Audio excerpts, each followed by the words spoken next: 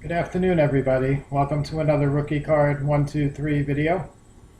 In today's video, I'm going to talk about 20 vintage baseball card sets, actually 20 different pre-war baseball sets.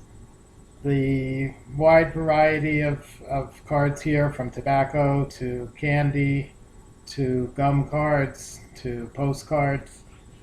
The one thing that all of these sets have in common, uh, back when they were originally cataloged, the issue date that they were cataloged under over the course of time, decades, even going back to 19th century, over the course of time, the original issue dates were found to be inaccurate on these 20 sets.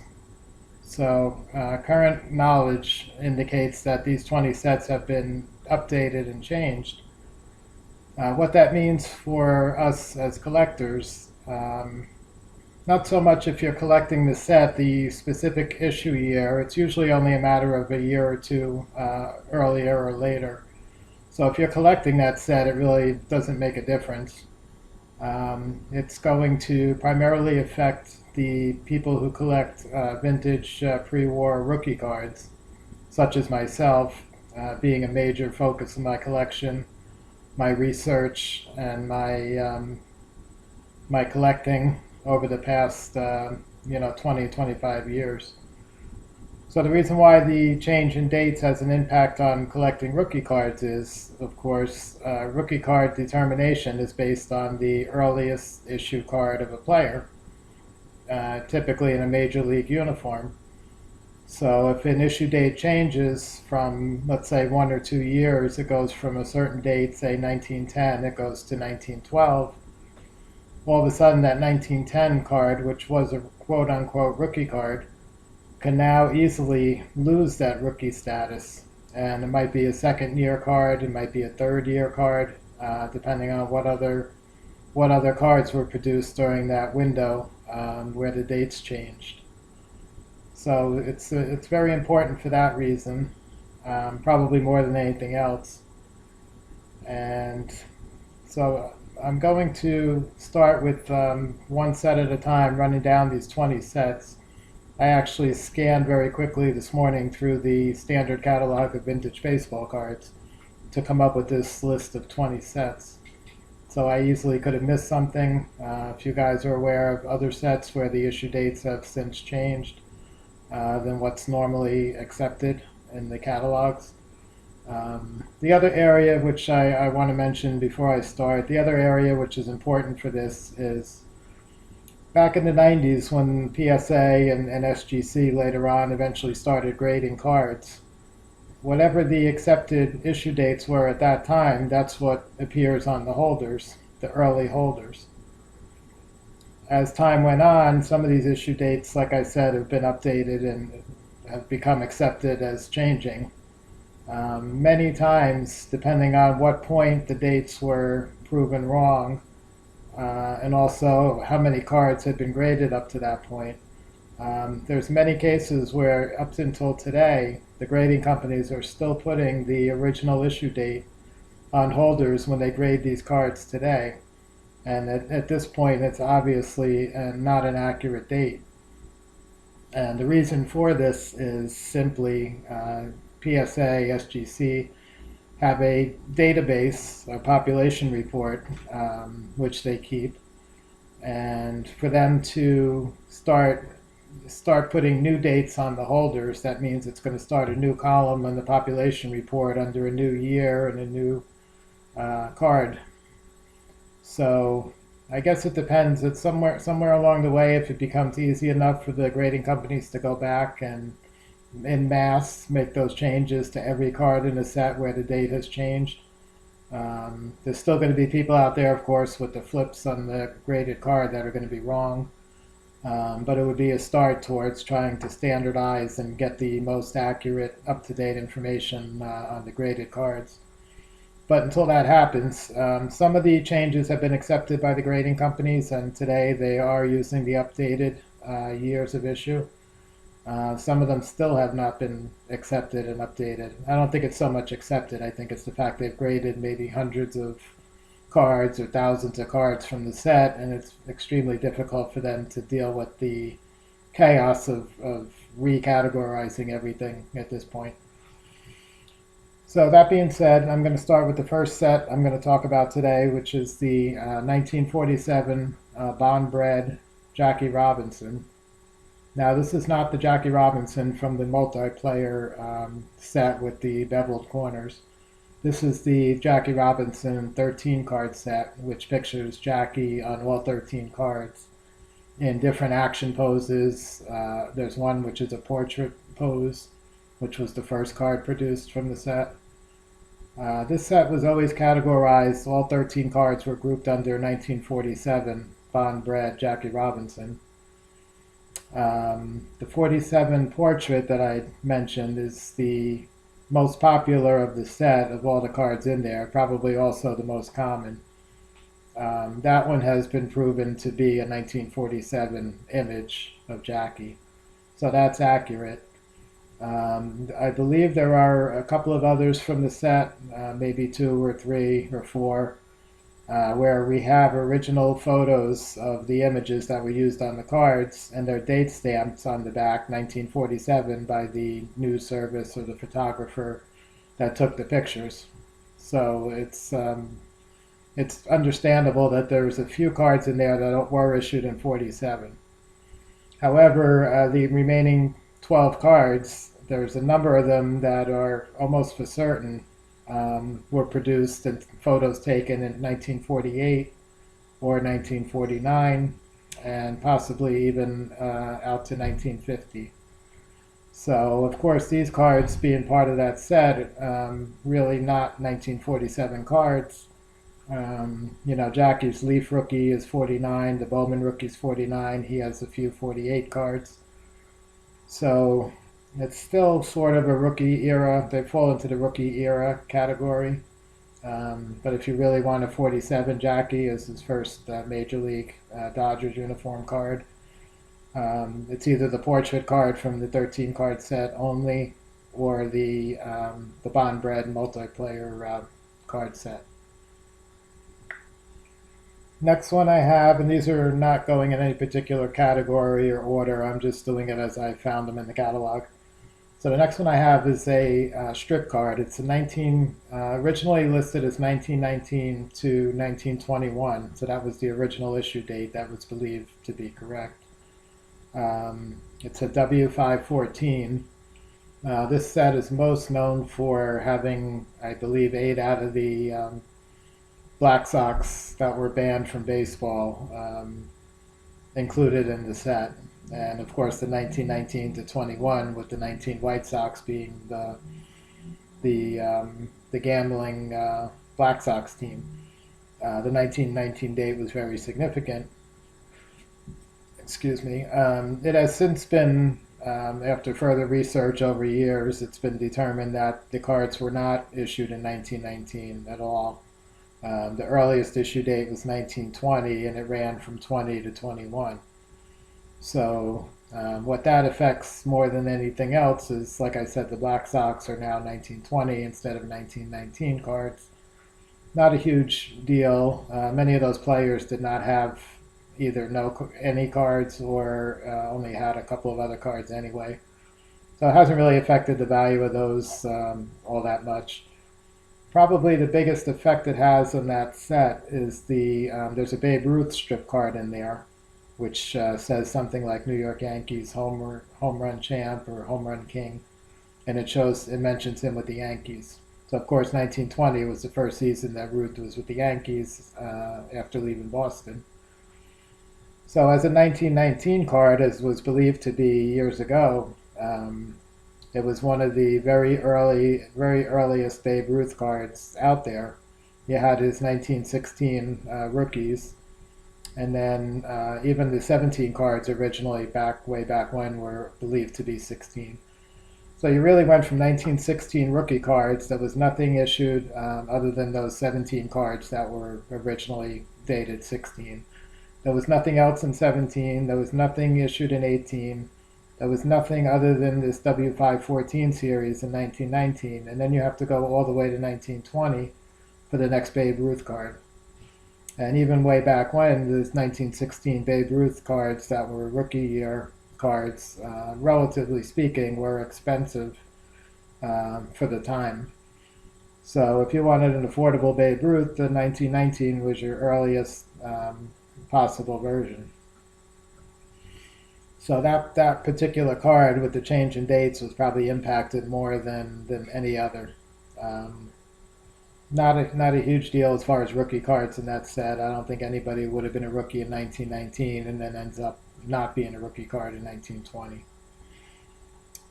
Next up, as I started to mention before, the 1916 Ruth is an example, but the 1916 Sporting News cards that were produced by Felix Mendelssohn with the various 20 or so different advertising backs. There was a similar set, but different images. It was numbered differently, and it was produced actually a year later, and that's been determined in more recent years. Another Felix Mendelssohn produced issue, but separate from the Sporting News 200 card set.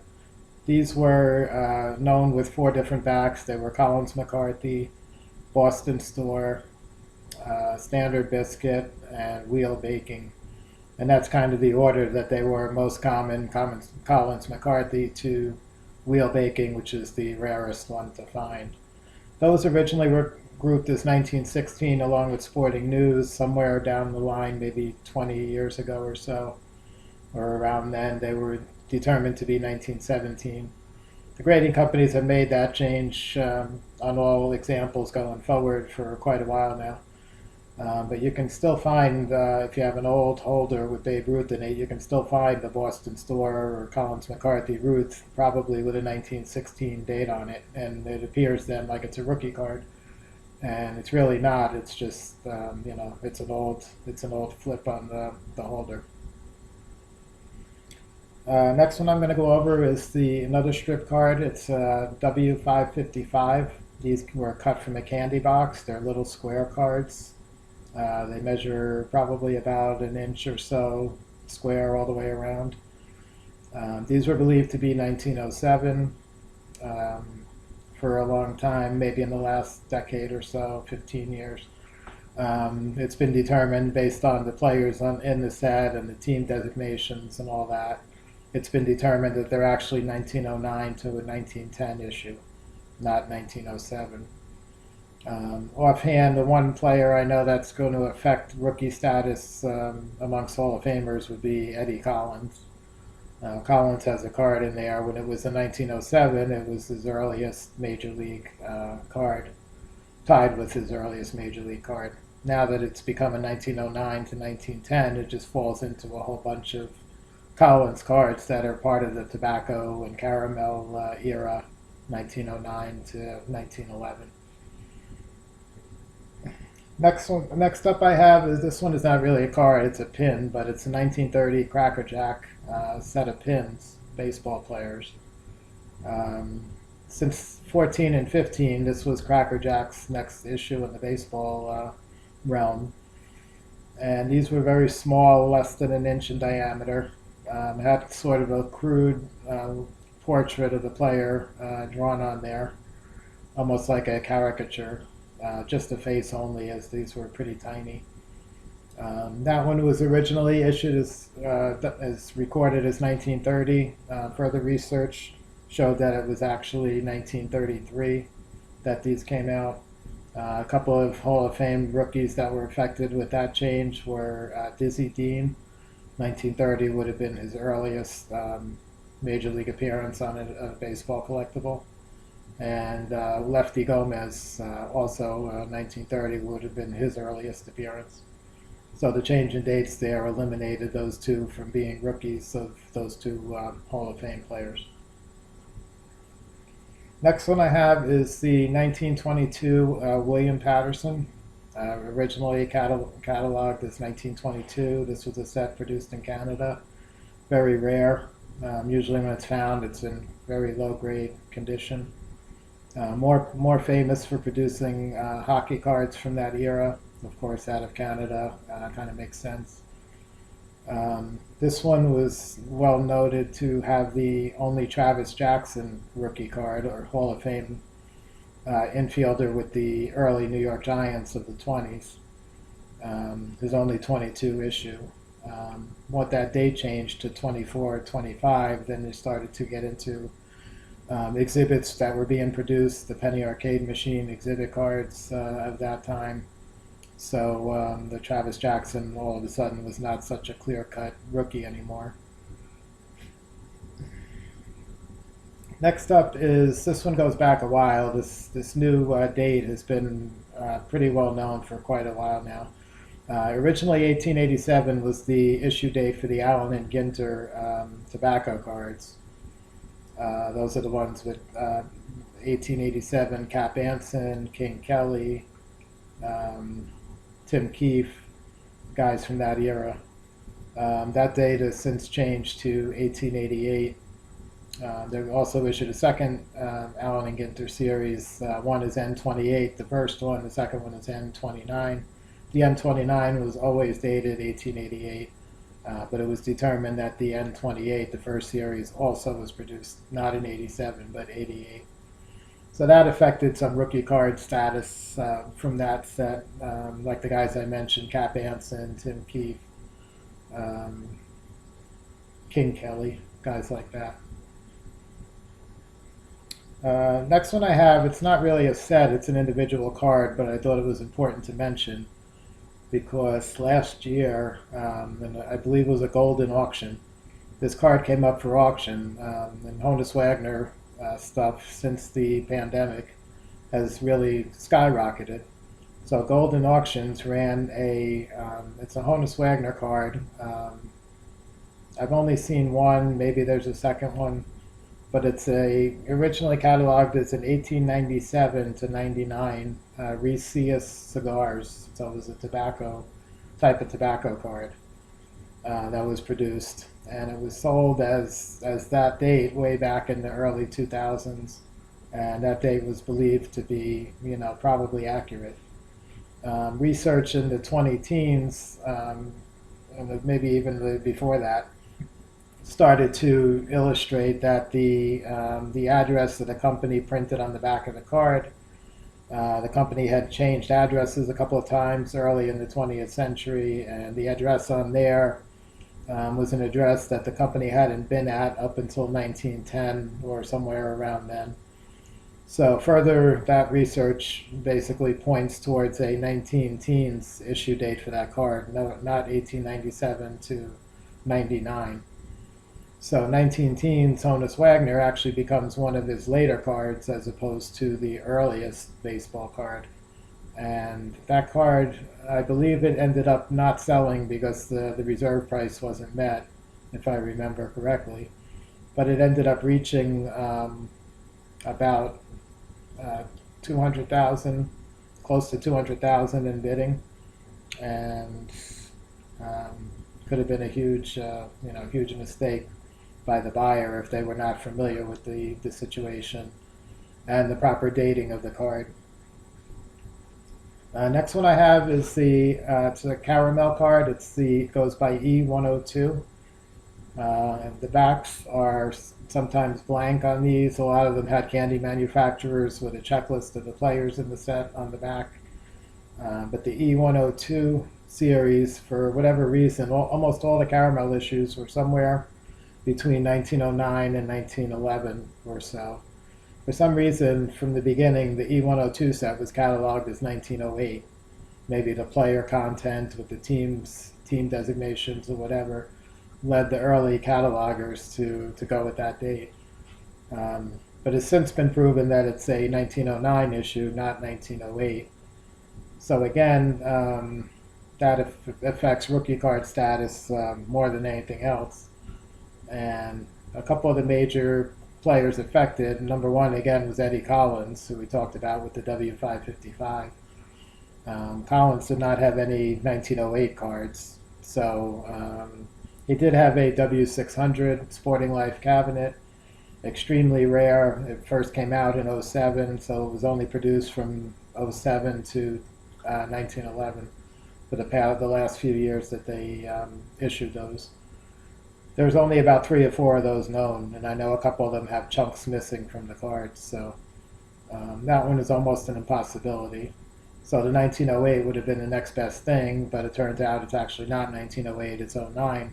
So now it falls into the T206 and all the other caramel cards that Collins appeared on. So it affects value on somebody like him. The other major player that it affects also would be Ty Cobb. So Ty Cobb's rookie cards are from 1907, so you'd think it wouldn't affect them. They're all postcards from 1907, different versions. Some collectors don't accept postcards as being cards, so therefore not acceptable as it wouldn't be acceptable as a rookie card. So some people would look towards a more traditional card for Cobb, and the only '08 Cobb there was this E102. So again, it was another possible rookie card candidate. And then when the date changed, of course, to '09, well, there's tons of Ty Cobbs that were issued in '09, besides all the other '07 postcards.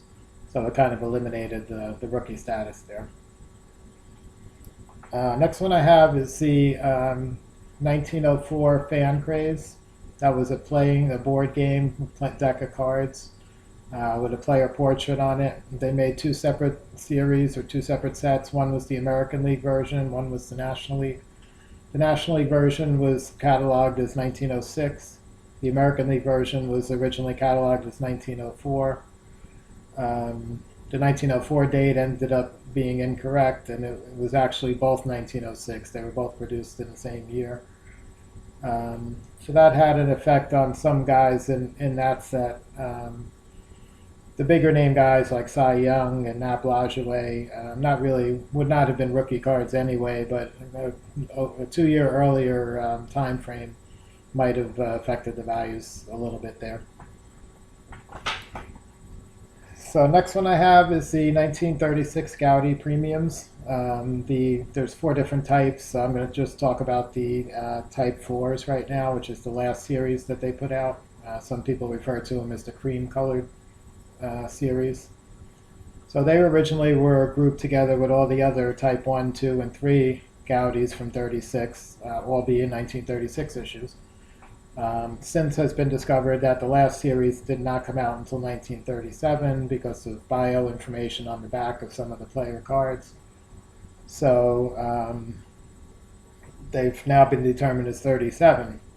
So there's 3 main Hall of Fame rookie cards in that series 4 there, which is Bobby Doerr, Bob Feller, and Joe DiMaggio. So Bobby Doerr, if these were 36, the Doerr and the Feller would be the only 36 cards, and DiMaggio would be one of several 36 cards, would still be a rookie. With the change to 37, the DiMaggio becomes not a rookie anymore, and that's his portrait card. There's another card of DiMaggio in the first series with Joe McCarthy, a dual player card, and that one is still a 36 rookie.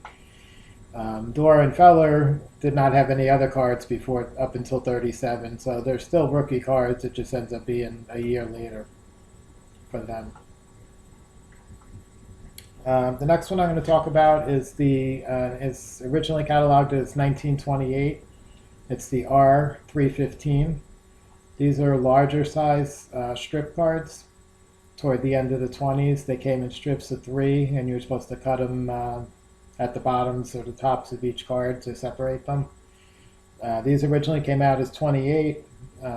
Later on, documentation showed that they actually were 29 to 30 issues. So as 28 issue, there were 2 Hall of Fame rookies that fell into that status with the 28 date, which was Carl Hubbell and Earl Averill. And since Hubbell and Averill did not have any other cards in 29, the change from 28 to 29-30 in a later time did not affect the rookie card status for those. Next one I have is not a card, but it's a candy wrapper. It's cataloged as 1936 Overland Candy. This has it's a Joe DiMaggio in there, which would have been a rookie year item. Obviously not a card. Also has Johnny Mize in there, which would have been a rookie year Mize. Since then, the issue date of those wrappers has been determined to be later, somewhere in the 1938 to 1940 range. So that takes Mize and DiMaggio out of the picture. Joe Gordon was also another Hall of Fame rookie if it was a 36 issue.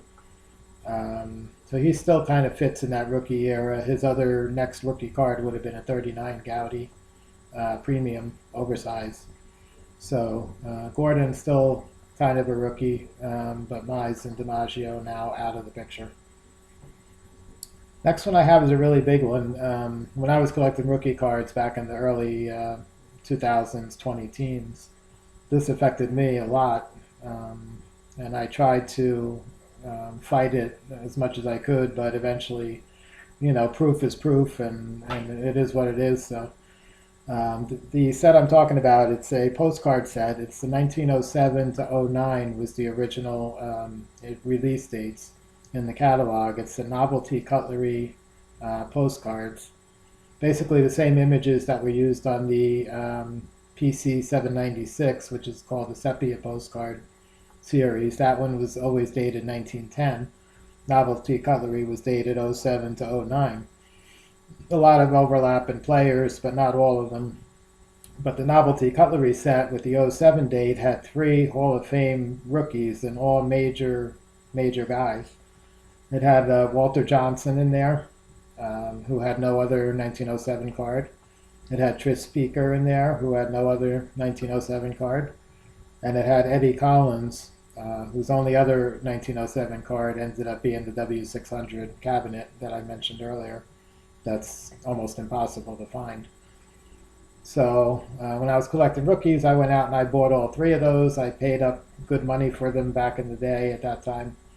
And come to find out, in the 20 teens, research was done by some individuals on Net54, and it was determined that they actually were issued 1910, similar to the PC 796 Sepia postcard series. So that 1910 date change, all of a sudden, the Johnson, the Speaker, and the Collins all fell completely out of rookie status. And back at the time, the values of those cards were not huge, but for the time, the values dropped significantly. And if something like that happened today in the same type of scenario, it would be a huge drop in value. Next one I have is a similar, not a similar situation, but it's a 1916 to 1920. So this one was issued over a 5-year period. I think it's really kind of an estimate. They were called big head strip cards. I believe there was 20 of them in the set. And basically the reason why they got that name was they were drawn kind of like a caricature with a big head superimposed on a small hand-drawn body, almost like cartoon drawings, and colorized on the cards. So it was one of the very earliest strip cards. A lot of people think they're cool and really neat. Some people hate them because they're, really don't resemble the players at all, or at least very, very little. But with the 1916 date on there again, you get Babe Ruth is in that set. So now 1916 being the Sporting News Babe Ruth rookie year, all of a sudden this big head strip card becomes a Babe Ruth rookie option. And that's huge, even back in the day where, those cards were much less than they are now. There was a George Sisler in there, also 1916, which also matched his Sporting News rookie card year. There was a Dave Bancroft, same thing, Sporting News rookie, 1916. And also Rogers Hornsby, whose rookie card was in the Boston Store Collins McCarthy 1917 cards era. So this was actually a year before that. So this was the earliest Hornsby card. And again, another one that I tried to fight for a while because I had all those big head strip cards except for the Babe Ruth. I had the Hornsby, I had the Sisler, I had the Bancroft. But eventually proof won out, and they were reclassified as now I believe they're 1918 to 20. So that eliminates all four of those Sporting News guys, including Ruth, as not being rookie card candidates anymore because they bump all the way to 1918. Next one I have is one that everybody's probably familiar with. This is the 1948 Leaf. I'm not going to talk about that one too much. We all pretty much know at this point it's been reclassified as 1949. Some people still call it 48, 49, but I think it's pretty much a 49 issue. Another pin set we talked about earlier, Crackerjack pins from the early 30s. There was another early 30s pin issue.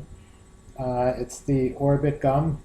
Was originally set as 1932 for a catalog date. These were in color as opposed to the Crackerjack, which are more kind of like a crude drawing.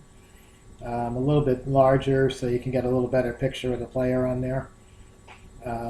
These were important rookie options for a couple of guys. Again, Dizzy Dean and Billy Herman, who appears with the Cubs for the first time. That would have been his only 32 issue. He does appear in a couple of team issues in 32. I'm not going to get into that right now, but eventually when I cover Bill Herman in my Hall of Fame rookie card videos, I'll go over those more. Next one I have, the next to last one, is the 1932 U.S. Caramel set. That set was, like I said, originally cataloged as 1932, which would make it rookie cards, or rookie era cards for a couple of guys. Bill Dickey and Lefty Gomez, I believe, were the two main rookie cards in there amongst the Hall of Famers. Since that has been deemed a 1933 issue as opposed to 32, I think that's one that the grading companies have been very slow to adopt. I think they're still putting 32 on there, or at least one of them is. That changed the rookie card status for Bill Dickey, who had 1931 cards. And the last one I have is another strip card from the 20s. It's a cataloged originally 1927 W560. These came on a sheet, and they're almost like playing cards. So they have the different suits of playing cards, like a spade, they have a diamond, they have a heart, and a club. And you got, I believe it was 20 or 25 cards came on the sheet, and you hand cut the sheet. And was originally believed to be 27, has since proven to be later, a couple of years later, 29, 30, based on the team and player designations and all. That was a potential rookie for guys like Jimmy Fox and Lefty Grove. When it was 27, that kind of throws it out of possible rookie status for those guys. Once it gets into the 29 to 30 era, there's other cards for those guys out there. So that wraps up the 20 sets that I did some research on and wanted to bring to your attention. These are all sets where the original issue dates have changed over time due to research and availability of information on the internet that was not available previously. You can see how some cases did not have a real big effect on things. Some cases it had a huge effect on possible values, especially rookie cards. So the collectors like myself probably impacted a lot more than a set collector that's just putting some of those sets together. A year or two earlier or later is probably not gonna make a big difference, not gonna impact them. But just something I wanted to share. Thought it was important to put it out there. And like I said, over the years, it hurt me a few times, sometimes worse than others in my own collection. So I know how other people feel. The last thing I'll mention, I just thought of this now. It wasn't part of what I researched this morning. But very recently, there was a thread on Net54, the vintage baseball card forum, and talking about the 37 Worldwide Gum, which is a Canadian issue, and how there was at least some of the backs there notate that it was a 37 rather than a 36 card set. based on the final statistics from 36 and trades that happened and things like that. So now I think it's just starting to become widely believed that that worldwide gum 36 set is probably a 37 set. And in today's age, where values can get really high, there's a Joe DiMaggio card in there, which was one of his 36 rookie cards when it was dated 36. And not only one of them, but his premier um, most sought after rookie. If that does indeed turn out to be 37 and ends up getting catalog going forward and the grading companies adapt that date, where does that leave that Joe DiMaggio card that has sold for six figures in the last year or two? I could see that being a huge drop, well under six figures. So something to really think about. It's not only us rookie collectors, but it can have a major impact on a lot of different things, a lot of collectors in the hobby. So it's something not to take lightly. You kind of want to pay attention to this kind of stuff. But anyway, I hope you enjoyed the video. It ran a little longer than my normal videos, but I think hopefully there's a lot of good information here, and wanted to share it all. So have a great day, and I'll catch you guys on the next one.